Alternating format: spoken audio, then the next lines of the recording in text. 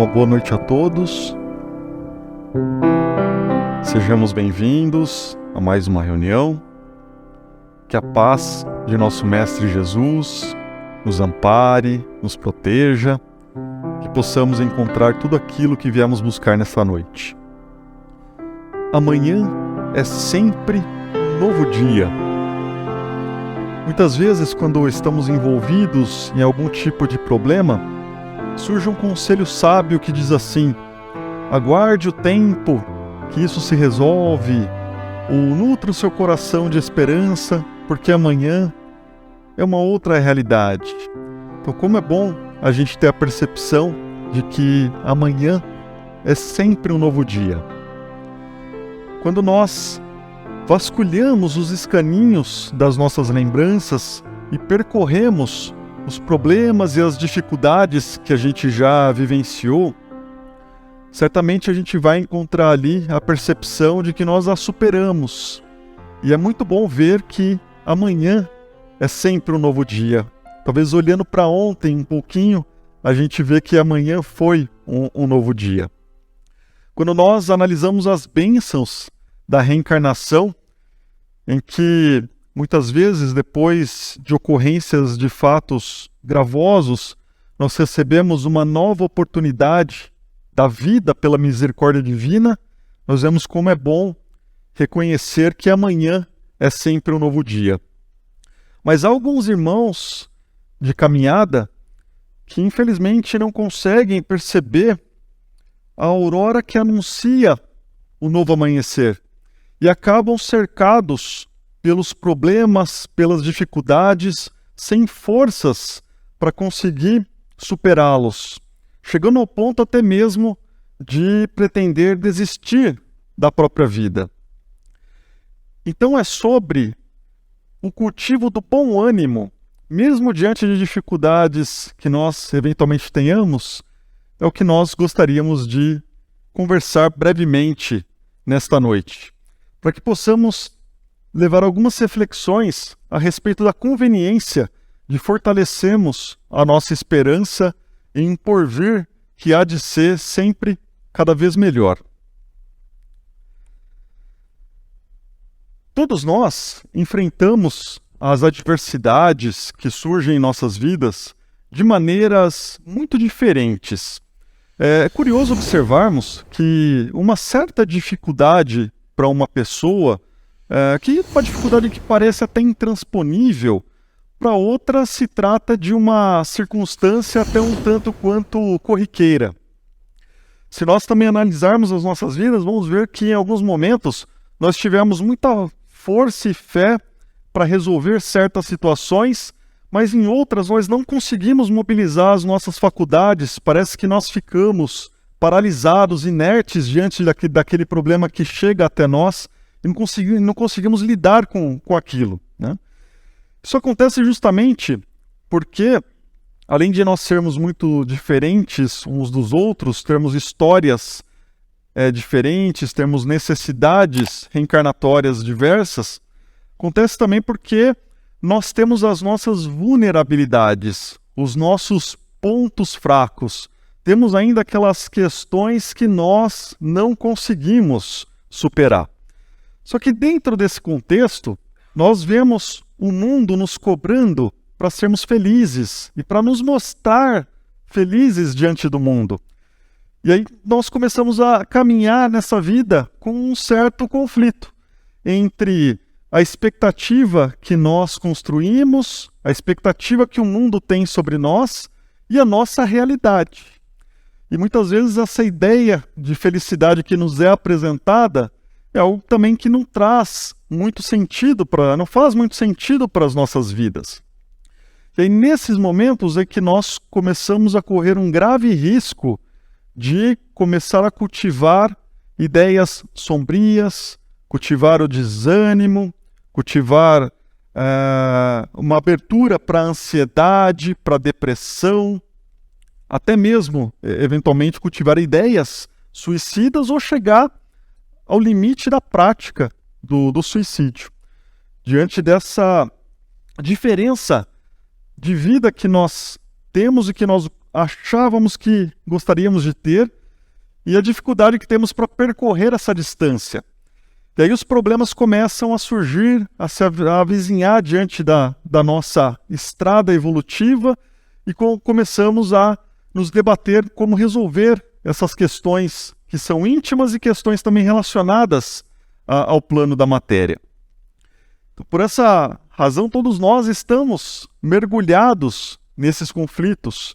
Em algum momento de nossas vidas, nós paramos para nos questionar sobre o que nós estamos fazendo de nossas vidas, e é um momento que às vezes até é desesperador, porque a gente não consegue identificar qual que é o próximo passo que nós devemos tomar, ou qual é a situação de escolha que devemos realizar para que nós tenhamos a satisfação que procuramos, né? Então, a partir desses conflitos, nós podemos até mesmo dar abertura para que pensamentos negativos se instalem e até irmãos menos esclarecidos possam influenciar a nossa mente a cair nesses estágios depressivos e até mesmo de ideias suicidas. E temos por hábito considerar, de uma maneira geral, que aquele que passa por esse tipo de problema é uma pessoa fraca, uma pessoa que não sabe lidar com as adversidades da vida. É uma pessoa que não tem o brio, a condição de superar os problemas que a vida se apresenta. Mas nós, nossa caminhada, né, não só nós, mas com aqueles que estão próximos de nós, podemos estar passando por problemas nesse sentido e ninguém nem desconfiar. Pessoas que se mostram até fortes, até firmes, que já passaram por diversos problemas, por diversas situações, podem sucumbir diante de uma determinada ocorrência. Um certo revés que a vida traz, uma separação que ocorre, a perda de um ente querido, uma situação que se mostre inesperada faz com que nós nos desestabilizemos. Por mais que nós estejamos muito bem organizados em nossa vida, algo acontece que desorganiza tudo. E aí, claro que a gente sabe que as dificuldades e o sofrimento chegam para nos provar, nos testar, para que nós possamos superá-los. Mas e como fica o nosso estado íntimo diante de todas essas questões? E para ilustrar que não é sinônimo de fraqueza a gente assumir que nós possamos vivenciar um problema e que nós eventualmente precisemos de ajuda, gostaria de lembrar de um caso que o Divaldo Pereira Franco compartilhou publicamente, um caso pessoal, em que ele diz que quando ele tinha 17 anos, ele pensou em praticar o suicídio. Olhem só, o Divaldo, que hoje a gente consegue visualizar como foi a reencarnação dele, tão produtiva, uma reencarnação tão cheia de obras. Ele, aos 17 anos, pretendeu, na verdade, tentou praticar o suicídio. E aí, o Divaldo conta que aos 17 anos ele morava no interior da Bahia, na cidade de Feira de Santana, uma cidade à época sem muitas perspectivas profissionais.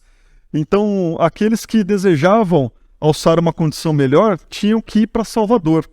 E ele recebeu a oportunidade de ir para Salvador para trabalhar numa corretora de seguros, e aquilo foi um momento de êxtase para a família, porque ele se viu encaminhado, ele se viu eventualmente com a possibilidade de ajudar os familiares e de ter uma vida diferente daquela que teria em Feira de Santana.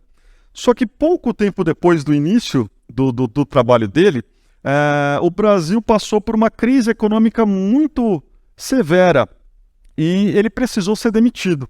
Inclusive o superior dele teve o cuidado de explicar que a demissão ocorria não por falta de capacidade, mas é porque ele precisava escolher entre um jovem sem filhos ou um pai de família com filhos. Então, por isso, entendeu-se que ele tinha melhores condições de arrumar uma outra colocação. Só que para o Divaldo, aquela demissão ela foi interpretada como uma grande vergonha. Ele se sentiu um derrotado por não ter conseguido continuar no emprego e não admitia a ideia de retornar para a Feira de Santana como um fracassado. Então ele não enxergava uma solução para esse problema. Naquele momento, o Divaldo não conseguia perceber que amanhã é outro dia. E por isso, ele tomou a decisão de praticar o suicídio. Então ele se dirigiu até o maior prédio de Salvador na época e decidiu pular do fosso do elevador. Então ele chegou lá no último andar do prédio, e no momento em que ele ia saltar, que ele ia de fato praticar o suicídio, a irmã dele surgiu diante dele.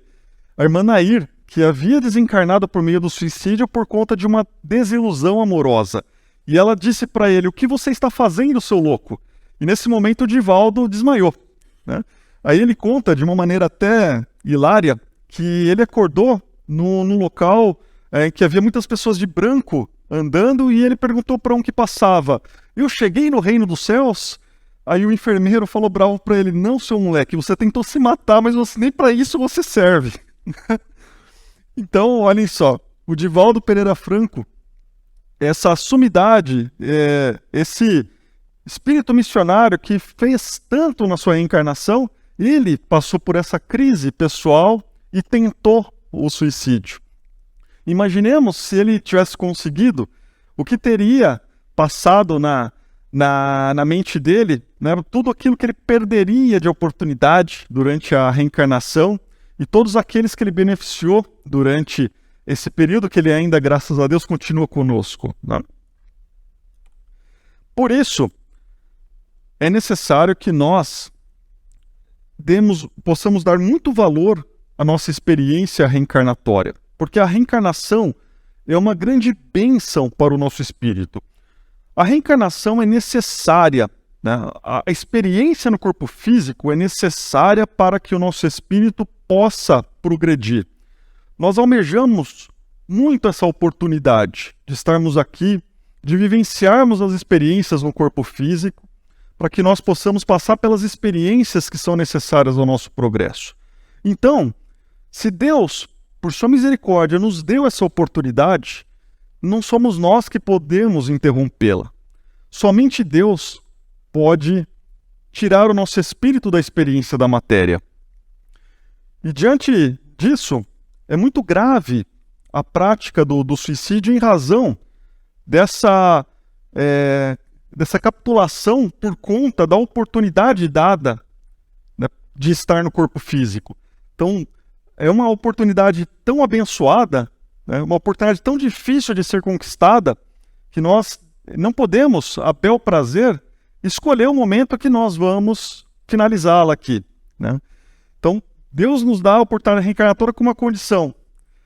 Nem é a condição de nós realizarmos tudo aquilo que foi programado, porque Ele sabe que tudo é ao seu tempo, mas que pelo menos haja a condição de cumprir essa experiência dentro do período que foi oferecido. Então, se nós nos apegarmos ao Evangelho de Jesus, nós teremos condições ali, temos ferramentas, temos instrumentos para que nós possamos nos apegar num sentido para as nossas vidas. E mesmo que nós não tenhamos crença alguma com relação à parte espiritual, até possamos ser ateus, ainda assim, se a gente tiver um sentido nas nossas vidas, nós teremos condições de nos desviar dessa tentação que é de desistir de tudo quando os problemas e as dificuldades chegam em nossas vidas. Inclusive, é muito curioso a gente pensar, quando a gente vai atingindo uma certa idade, vamos tendo essa percepção mais acentuada, em como ao longo da vida nós precisamos buscar recursos para ressignificar a nossa própria vida. Porque a gente vai passando por certas fases em que, ora a gente começa a conquistar certas coisas, ora a gente começa já a perdê-las, porque tudo é perene, tudo é transitório, nada nos pertence de maneira definitiva, não pelo menos no que diz respeito ao plano da matéria. Então nós vamos precisando ao longo da vida passar por diversas fases, diversas experiências. Por isso que muitas vezes nós podemos ser fortes, bravos, quando nós temos a energia, nós temos as condições, nós temos os recursos, mas lá na frente, quando chega uma outra prova, que é a prova da dependência de um terceiro, é a prova da ausência de recursos, é a prova da impossibilidade de trabalho, que a gente começa a tentar ressignificar a nossa existência. Isso é muito, muito complexo de se fazer, mas todos nós passamos por essas fases e não vamos escapar de vivenciar frustrações e dificuldades. Não há como fugirmos desta realidade. Por isso que é importante nós ponderarmos a respeito das consequências da prática do suicídio. E aí nós podemos nos socorrer da questão 943 do Livro dos Espíritos. O Livro dos Espíritos é interessante, da questão 943, salvo engano, até a 957, o Kardec faz uma série de perguntas a respeito do suicídio. Inclusive, quem tiver interesse de estudar mais a fundo esse tema, recomendo a leitura atenta a essas questões. E logo na primeira questão, o Kardec quer saber a respeito do que acontece com o suicida depois que ele pratica o ato. Os espíritos responderam que as consequências são variadas, porém, um sentimento prevalece em todo e qualquer suicida, que é o sentimento do desapontamento. E por que o desapontamento? Porque o suicida ele pratica esse ato porque se vê numa situação sem saída. Ele não enxerga uma solução para o problema que ele está vivenciando. Só que quando ele pratica esse ato, o que acontece do outro lado, ele continua vivenciando os mesmos problemas, as mesmas dificuldades, mas agora com uma situação agravante. Ele vai ter que resgatar o débito de ter praticado o suicídio. Então, não é nada fácil essa condição, porque houve a oportunidade da reencarnação justamente para que os ajustes acontecessem. Se essa oportunidade não ocorreu, as angústias continuam no coração daquele que foi por esse ato impensado, né? Mas fica ainda a necessidade de reparar essa falta muito grave. Podemos também lembrar aqui que temos o livro Memórias de um Suicida, da Ivone Amaral Pereira, que é maravilhoso esse livro também. A gente recomenda sempre para todos aqueles que estão passando por dificuldades e apresentam essas ideias, né, que ela trata da história de Camilo Castelo Branco, que se suicidou, era um escritor português famoso, que se suicidou quando ele ficou cego, né, não conseguiu suportar a prova da cegueira. Então traz ali um relato muito contundente a respeito das dificuldades que quem pratica o suicídio acaba vivenciando no plano espiritual.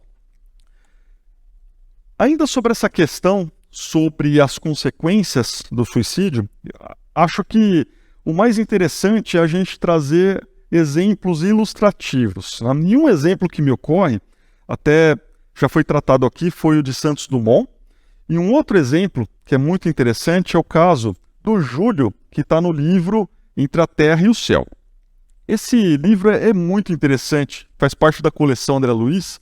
Lá a gente percebe como as nossas vidas elas estão entrelaçadas, como as decisões que nós tomamos ressoam na vida daqueles que nos são próximos, aqueles que convivem conosco, ressoa na vida das outras pessoas, né? E numa dessas passagens do livro, logo lá no início, conta a história do Júlio, que no contexto da Guerra do Paraguai, ele se apaixonou por uma mulher comprometida. E ele se apaixonou de maneira, assim, de uma forma perdida por essa mulher.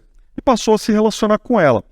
Só que aí ele surpreendeu essa mulher o traindo, né?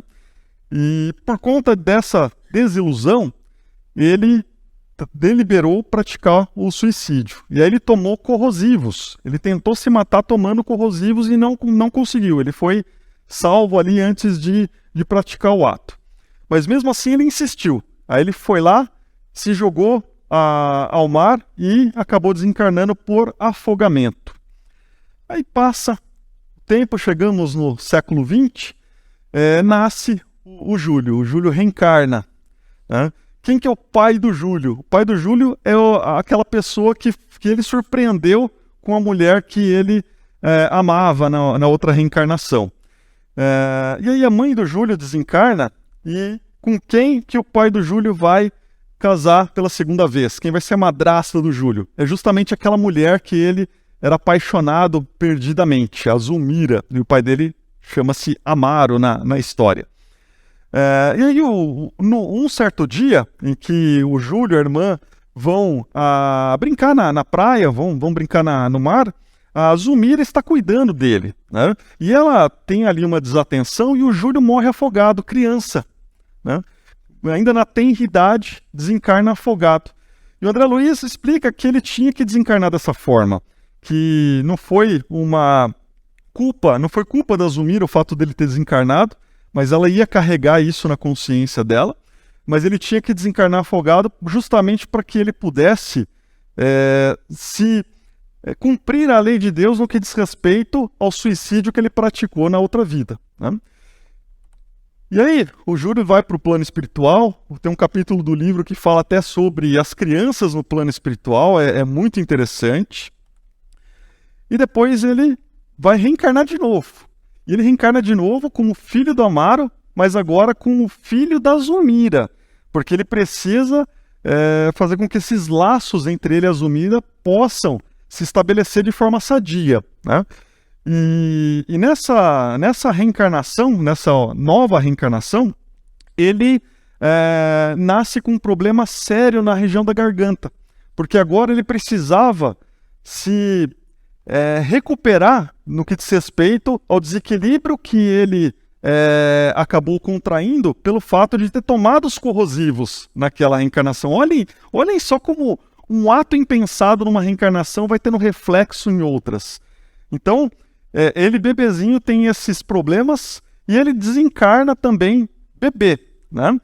E aí tem uma cena do livro fantástica que mostra o momento em que ele desencarna nessa fase, mostra o pai chorando aos prantos, porque de novo ele perdia um filho, de novo ele perdia um outro Júlio, sem saber que era o Júlio reencarnado, mas a visão do plano espiritual é fantástica, porque o André Luiz relata que no plano espiritual o retorno de Júlio era visto com júbilo, porque ele tinha finalmente conseguido se equiparar às leis de Deus ao passar por essas duas experiências reencarnatórias em que ele se ajustou, conseguiu ajustar o seu espírito em razão daquelas faltas que ele cometeu pelo ato impensado de primeiro ter tentado o suicídio e depois ter concretizado o suicídio. Para a gente ver o quão grave e o quão dificultosa é a posição daquele que pratica o suicídio no momento em que tem que resgatá-lo, resgatar essa falta. Não só no momento em que pratica o ato e que tem a consciência de que não resolveu o seu problema, mas no momento seguinte em que é necessário realizar esforços e contar com a misericórdia divina para ter condições de se reequilibrar de novo depois da prática desse ato impensado. E o Hilário Silva, no livro Espírito da Verdade, psicografado pelo Chico Xavier, ele nos conta que o Allan Kardec ele estava um tanto quanto triste, desalentado, numa manhã fria de um longínquo abril de 1860. Narra lá o Hilário Silva que Kardec estava um tanto quanto desanimado porque, embora ele percebesse que os esforços que ele praticava para a divulgação da doutrina espírita se mostravam promissores, né, ele estava naquele momento contando com inúmeras dificuldades financeiras para divulgação do livro, para compra, e também estava sofrendo com uma série de opositores da doutrina. E nesse momento, nessa manhã em que talvez o seu desapontamento tivesse atingido o auge, a sua esposa, a Amélie, a doce Gabi, como narra o Hilário, chega com uma encomenda para o Kardec, cuidadosamente embalada. E o Kardec abre essa encomenda e vê uma carta ali e um embrulho. E aí essa carta dizia ali mais ou menos assim: Senhor Allan Kardec, respeitoso abraço. Com a minha gratidão, lhe dou o livro anexo e lhe conto a minha história, pedindo para que o senhor não deixe de se esforçar na tarefa de educar a humanidade. Há 2 anos me casei com a mulher da minha vida. Nossas vidas estavam caminhando em venturas, até que no começo deste ano a moléstia ceifou a minha Antoniette. Me desesperei. Não tive forças para vencer a dor da separação. Deliberei a prática do suicídio. Queria me jogar no Rio Sena. Seria fácil. Eu não sei nadar. E numa noite, quando as angústias se apresentavam insuportáveis, eu fui até a Ponte Marie. E no momento em que eu pus a minha mão direita para me atirar, eu senti um objeto molhado que em seguida caiu sobre os meus pés. Era um livro. Eu abri o livro e na contracapa dizia assim: este livro salvou a minha vida. Leia com atenção. Faça bom proveito. Aí continua a carta dizendo: eu tomei a liberdade de escrever uma observação na contracapa depois desse escrito. E o Kardec ficou curioso, saber que livro era esse, o que estava escrito ali. Aí quando ele desembrulhou, viu que se tratava de um exemplar do Livro dos Espíritos, ricamente encadernado. Aí ele abriu a contracapa e no complemento àquela observação estava dito assim: este livro também me salvou. Que Deus abençoe aqueles que contribuíram por sua publicação. Então vejam que, assim como Kardec, todos nós temos uma missão nas nossas vidas, de cumprir as tarefas que Deus nos deixou, independentemente dos problemas que se apresentem, que cheguem até nós. Nós temos sempre força e auxílio para conseguir alcançar os objetivos que nos foram colocados. E sempre vale a pena a gente insistir na vida, porque nem sofrimento chega até nós em vão. Então sempre possamos lembrar as lições que nos são deixadas, no sentido de que nós temos as plenas condições de superar as adversidades que nos chegam. Porque todos aqueles que estão aflitos hão de ser consolados. Nunca podemos nos esquecer disso. E não podemos nos esquecer também de que amanhã é sempre um outro dia. Vamos para a segunda parte. Boa noite. Muito obrigado pela presença. Foi um final muito emocionante. A gente vive o ambiente. E olha que coisa interessante. O Divaldo Pereira Franco, ele conta uma história que um geólogo, o avião estava praticamente sem ninguém. Entrou um rapaz no avião, sentou-se ao lado dele. Aí ele foi puxar assunto, o rapaz falou: eu não quero conversar com ninguém. Ele falou: estranho, porque não tem ninguém no avião e você veio sentar justamente do meu lado. Aí o rapaz fez menção de sair, ele segurou. Ele falou: não sai não, que você não sabe o que você está perdendo. O rapaz falou: por quê? Ele falou: porque eu sou espírita, eu sou cristão. E começou a conversar com o rapaz. Aí ele teve evidência ali. O rapaz ia cometer o suicídio porque ele tinha perdido o emprego. E ele não queria que a mulher ficasse constrangida. Quando ele começou a conversar com o Divaldo, ele contou a história para o Divaldo. Logicamente que eu não vou contar aqui, porque leva um bom tempo. E ele disse para o Divaldo que a hora que ele descesse do avião, iria cumprimentar a mulher e a filha e ia se matar. Aí o Divaldo disse que na hora teve uma intuição e falou para ele: olha, você perdeu o emprego porque você vai arrumar um melhor. O Divaldo chutou isso daí, para poder incentivar o rapaz. Eu falei: é verdade? Ele falou: é verdade. Ele falou: vou te dar um livro, vou fazer uma dedicatória para você no livro, o Evangelho segundo o Espiritismo, e você leia que você vai mudar a sua vida. Aí passou um bom tempo, o Divaldo voltou de novo lá, isso foi no exterior, para dar uma palestra. Ele veio, o rapaz vindo na fila, ele falou: ai meu Deus do céu, eu falei que ele ia ficar rico, e agora? Quando ele chegou, ele abraçou o Divaldo e falou: sou um homem rico. O Divaldo falou: graças a Deus, porque nessas alturas aí, né? Aí ele contou pro Divaldo que ele entrou numa empresa de petróleo e como geólogo ele realmente mudou a vida dele. Então sempre amanhã é um novo dia. Por muito ruim que esteja a situação, pior não pode ficar. Então a gente tem que sempre ter esperança. A doutrina espírita é a doutrina da esperança. É aquela esperança que Jesus deixa para nós. Então, se nós acreditarmos que realmente nós temos uma trajetória, que nós estamos aqui pela misericórdia de Deus, que nós estamos reencarnados, a situação nossa de anterior, com certeza, deve ter sido pior que essa. Porque nós estamos numa época agora que eu já comentei aqui, a época da misericórdia, a época da nossa mudança. Porque nós temos o Evangelho às nossas mãos. E quando eu digo as nossas mãos, é literalmente as nossas mãos, porque hoje qualquer criança tem um aparelho celular. E no aparelho celular tem ali, o Evangelho tem tudo ali. Então, se a gente quiser, e se nós estamos aqui é porque nós queremos, nós vamos conquistar a nossa vitória. Eu ia contar uma história aqui do empresário, que inclusive eu conversei com ele essa semana passada, mas nós vamos estourar o tempo, fica para uma próxima oportunidade. Ele se considerava fracassado e hoje realmente ele superou toda a situação. Então olha aí a oportunidade nossa.